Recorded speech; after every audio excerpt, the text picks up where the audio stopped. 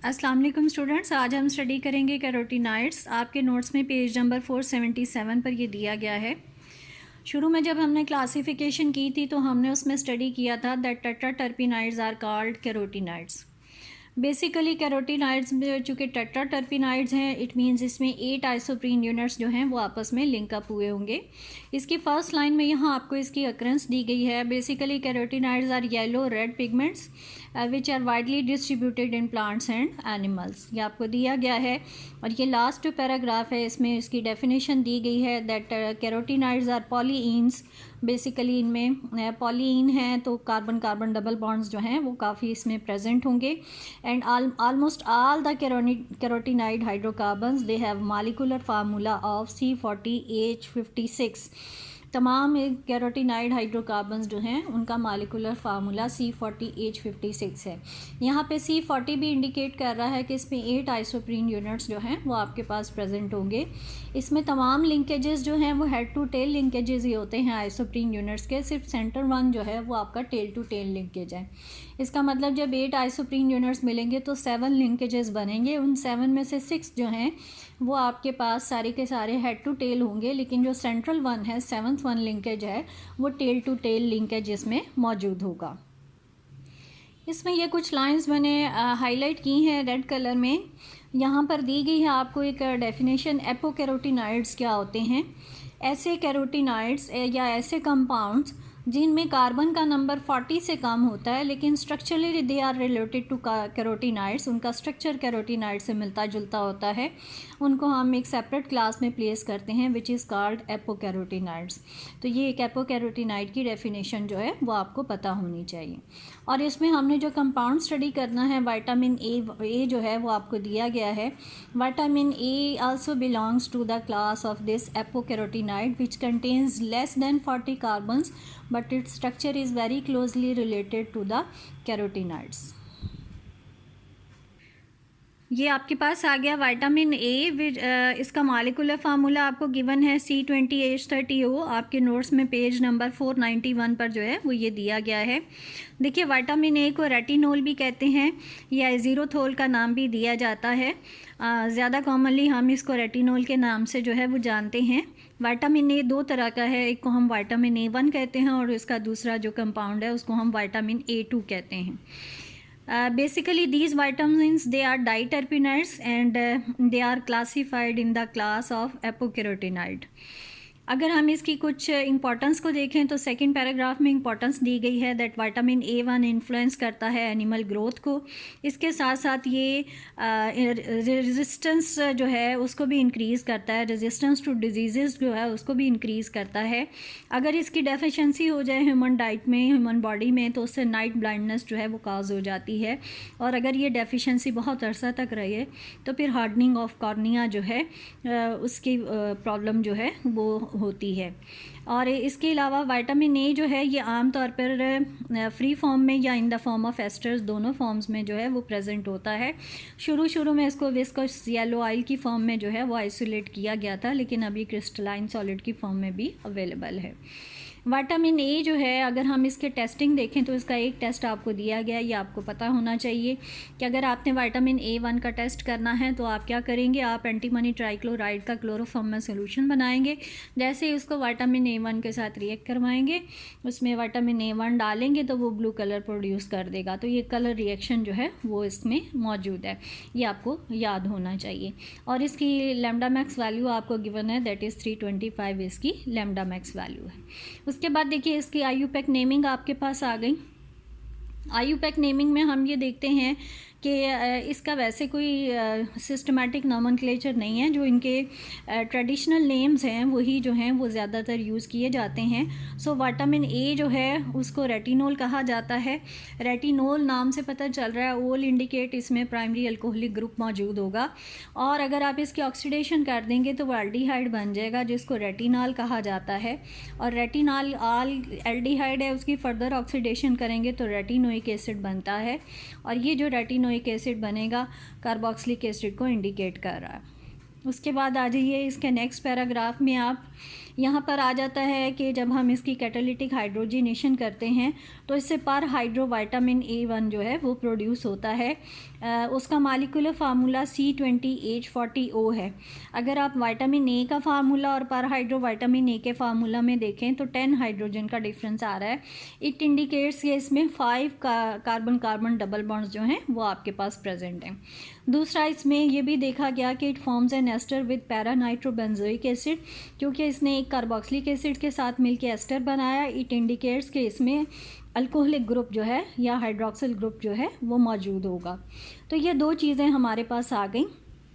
अब 5 इसमें carbon carbon double bonds हैं और एक इसमें हाइड्रोक्सिल ग्रुप जो है वो मौजूद है। हाइड्रोक्सिल की वजह से तो हमें कोई एक्स्ट्रा जो है वो हाइड्रोजन ऐड नहीं करनी पड़ेगी, लेकिन अगर आप इसके C20H30 में 5 डबल बॉन्ड की वजह से 10 हाइड्रोजन ऐड करें तो इसका फार्मूला पेरेंट हाइड्रोकार्बन का फार्मूला बन जाएगा C20H40 and it relates to CnH2n which indicates कि इसमें एक साइक्लिक का रिंग जो है वो ज़रूर प्रेजेंट होगा और उसके साथ कोई ब्रांच आपके पास जो है वो अटैच होगी।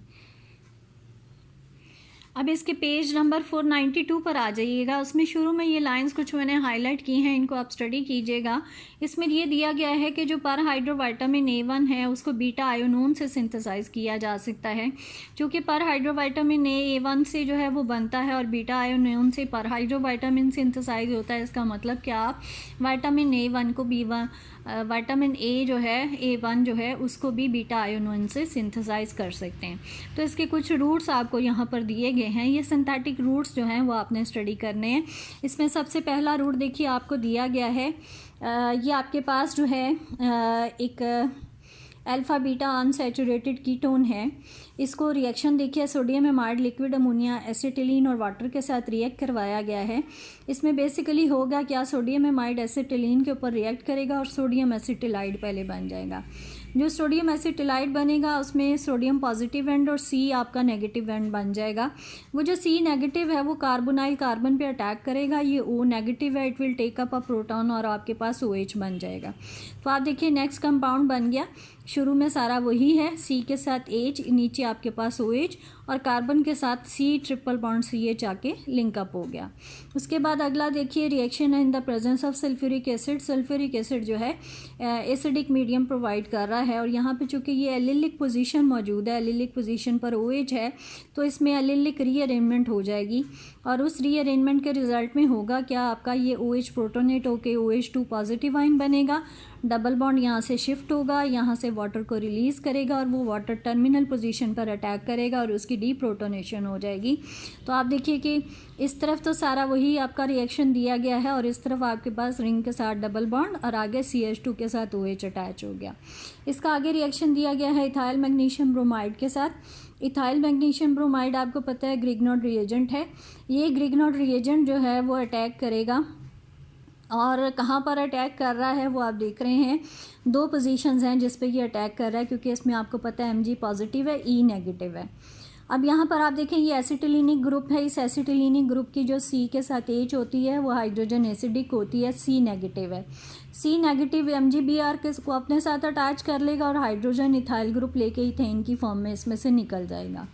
दूसरा, इसके पास अल्कोहलिक ग्रुप भी मौजूद है, O नेगेटिव है और हाइड्रोजन पॉजिटिव है। इथेन इस हाइड्रोजन को भी निकाल लेगा और इसकी जगह पर जो है वो O के साथ MgBr अटैच हो जाएगा। सो 2 पोजीशन पर इसके पास रिएक्शन हो गया। ये जो है ये एक नया ग्रिग्नॉड रिएजेंट आपके पास बन गया। इसमें ग्रिग्नॉड रिएजेंट में CMgBr होना चाहिए अल्काइल के साथ। इसका मतलब ये पूरा जो है वो अल्काइल ग्रुप होगा, सब्स्टिट्यूटेड अल्काइल ग्रुप, और इसके साथ ये MgBr आपके पास अटैच हुआ है। ये जो आपके पास ग्रिग्नॉड रिएजेंट बना है, ये आप देखिए कि एक बीटा आयोनोन का डेरिवेटिव आपको दिया गया है। This is the structure of beta ionone, जो कि मैंने यहाँ पर नीचे ड्रॉ किया है। बीटा आयोनोन थोड़ी सी उसमें चेंज है, यहाँ पे एक एल्डिहाइडिक ग्रुप जो है वो इंट्रोड्यूस करवाया गया है। इसके साथ ये जो ऊपर हमने ग्रिग्नॉड रिएजेंट सिंथेसाइज किया उसका रिएक्शन करवाया गया है और उसके रिएक्शन में आप देखें एल्डिहाइड ग्रुप है, दूसरी तरफ ये ग्रिग्नोड रिएजेंट है। एल्डिहाइड्स पे जैसे आपने रिएक्शन पहले पढ़ा है उसी तरह से इसका जो कार्बन है ये C नेगेटिव जो है अटैक करेगा इस कार्बन पे, O नेगेटिव हो जाएगा, उसके साथ MgBr और हाइड्रोलिसिस पे OH।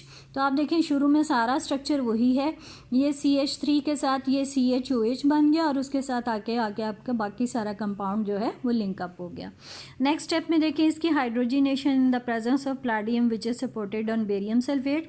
इसका मतलब हाइड्रोजिनेशन है लेकिन कंट्रोल्ड हाइड्रोजिनेशन करवाई गई है। सो ट्रिपल बॉन्ड आपका सिर्फ जो है वो रिड्यूस हो रहा है और उसकी जगह पर आपके पास ये डबल बॉन्ड आ गया। देन इसका रिएक्शन करवाया गया एसिटिक एनहाइड्राइड के साथ। एसिटिक एनहाइड्राइड क्या करेगा, इसमें एसाइलेशन कर रहा है।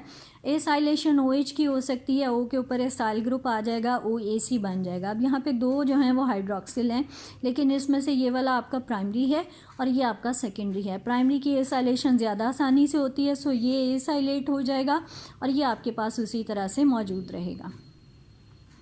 अब जैसे ही आप एसिटिक एनहाइड्राइड इसकी एसाइलेशन करेगा तो इसका जो सेकंड पार्ट है वो एसिटिक एसिड में कन्वर्ट हो जाएगा। एसिटिक एसिड एसिडिक मीडियम भी प्रोवाइड कर देगा। तो ये जो आपकी अल्कोहलिक ग्रुप है यहाँ पर आपके पास जो है एलिलिक रीअरेंजमेंट हो जाएगी इन the presence of acidic medium. So acidic medium की प्रेजेंस में आपके पास जो है वो इसमें रीअरेंजमेंट रिएक्शन जो है वो नेक्स्ट स्टेप में हो जाएगा। और आप देखें उसके लिए उसने थोड़ा सा ट्रेसेस ऑफ आयोडीन जो है वो भी इसमें प्रोवाइड कर दी हैं ताकि वो फैसिलिटेट कर दे इस रीअरेंजमेंट को। और इस रीअरेंजमेंट की रिएक्शन के रिजल्ट में होगा क्या, OH आगे शिफ्ट हो जाएगा और डबल बॉन्ड इस तरफ आ जाएगा, क्योंकि जब डबल बॉन्ड इस तरफ आएगा तो वो इन दोनों डबल बॉन्ड्स के साथ कॉन्जुगेशन में आ जाएगा। इस तरह से प्रोडक्ट की स्टेबिलिटी जो है वो आपकी इंक्रीज़ हो जाएगी।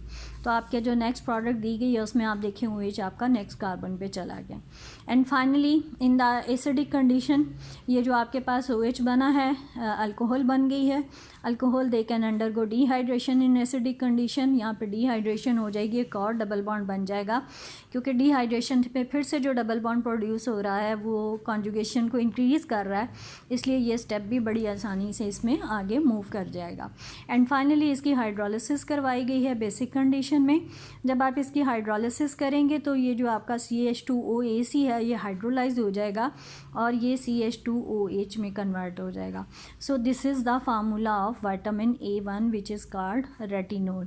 सो बीटा आयोनोन से के डेरिवेटिव से विटामिन A1 जो है वो सिंथेसाइज किया गया है।